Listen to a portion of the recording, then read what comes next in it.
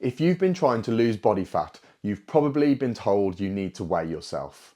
And whilst I do agree with this, the frequency in which you do so will make or break your journey. I help all of my clients lose at least 5 to 10 kilos following this simple strategy. And if you stick around and watch this video, I'll show you exactly what they do step by step. Oh, and if you like my content and want to see more, please go ahead and subscribe to my channel. My Instagram handle is also linked in the description below. So without further ado, let's get into the video. So this video is all about weighing yourself, but more to the point, how often we should do so to get the best out of our fat loss journey. I'm also going to try and shift some of those long-standing beliefs that some of you may have around the importance of the number on the scale. So traditionally, when it comes to fat loss or weight loss, we've always used scales to weigh ourselves. And I think this is a good idea. I'm not one of these coaches that's going to turn around and say we shouldn't use the scales. Don't get me wrong, I don't think it's important for everybody. But if you're somebody that's turning around and saying that you have body fat to lose and you want to lose 5 kilos, 10 kilos, 15 kilos, whatever it is, if we're saying we want to lose weight, then the scales are very important. They're a metric we absolutely do need to follow. However, I think the frequency in which we use the scales is something that we really need to pay attention to. So traditionally, we've had things like Slimming World and other weight loss clubs where people will turn up once a week, once every other week potentially. They'll jump on the scales and we will take that reading as how successful they've been over the last couple of weeks. And don't get me wrong, in my earlier years as a PT, I've done the same. I've had clients come through the door, I've weighed them maybe once a week, once every other week, and all of our hopes and prayers of success have been pinned on this one number on the scale. Then you end up having these awkward conversations with clients. We have people feeling dejected. We have people feeling like the past 2 weeks of work has all been rubbish just because of one reading on a scale. So I'm going to give you this scenario. Let's say we take your weight on a Monday morning. We take your weight first week, and that weekend you had an amazing weekend. You've had a child-free weekend, you've had lots of sleep, lots of rest, you've gone and done something you enjoy, and you've had a really, really relaxed time that weekend. We've taken your weight on a Monday morning and it is X. And then in a week's time or 2 weeks' time, we then take your weight again on that Monday morning. But this weekend, you've had the kids, it's been a mental weekend. You've been out maybe on the Saturday night, you've had something to drink, you've had a bit of a hangover, you've had a headache all day Saturday, you're quite dehydrated, you've got a big meeting at work that week coming up, which you're pretty stressed about. And then we take your weight on that Monday morning. Potentially, that reading could be elevated due to lots of those things that have happened that weekend, like the stress, like the hangover, like the kids stressing you out, like the meeting that you've got coming up. So the reading could be not quite a true reading because of those things. Now, what's going to happen in that situation is you're going to jump on the scale on that Monday morning and you're going to assume that all the work you've put in for the last 2 weeks is useless and you're not moving forward. Now, you only need to do that a couple of times and you're going to turn around and sack the whole process off. You're going to turn around and say, this isn't working, I'm not doing it anymore. And that's really common and I've seen it happen loads.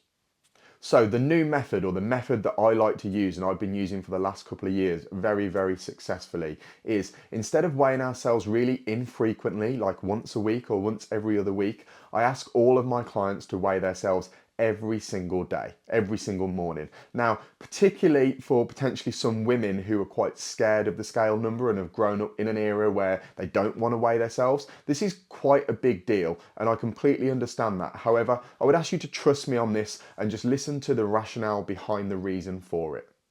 So what I'm trying to do is I'm trying to take the importance away from any single reading on the scale. I honestly couldn't care less about what the scale says on any given day. All I care about is that it's trending in the right direction. And what I mean by that is our weight is going to be different every single time we get on the scales. If you was to weigh yourselves 3 times today, it's going to be different every single time.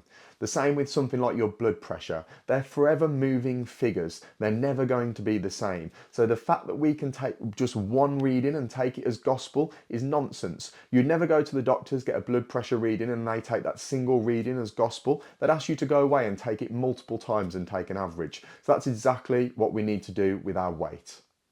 So what happens in this scenario is we weigh ourselves every single morning. First thing in the morning, as soon as we get up, it's the most accurate weight we can take.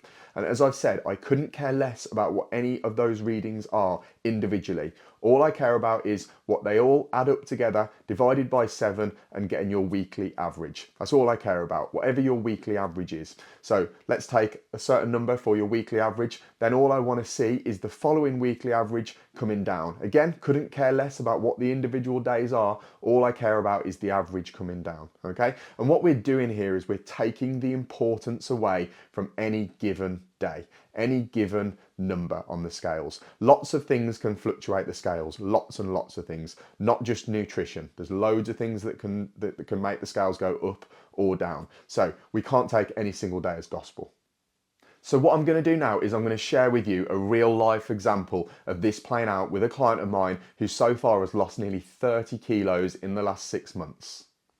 But before I do, if you've enjoyed this video, please go ahead, drop me a subscribe, and if you want to head over to Instagram and give me a follow too, that would be great. So what we've got here is a live client of mine who will remain nameless for obvious reasons. What I want to show you here is everything I've just spoken to you about, how it works in real life, and prove to you how it works. So what we've got here is this client's daily weights. So you can see they fluctuate.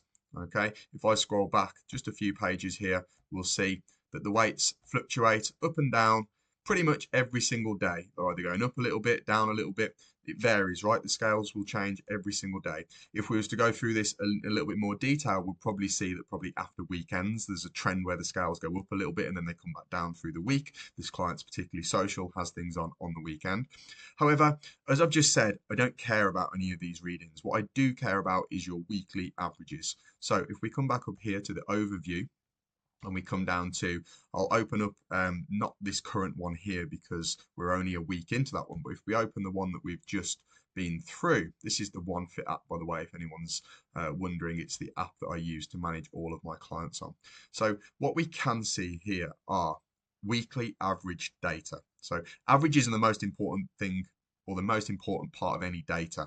I have this saying that I say with all of my clients, we can't succeed or fail on any given day. We have to be consistent over time. We're going to have good days, we're going to have bad days. 52 weeks in a year, they're not all going to be good weeks.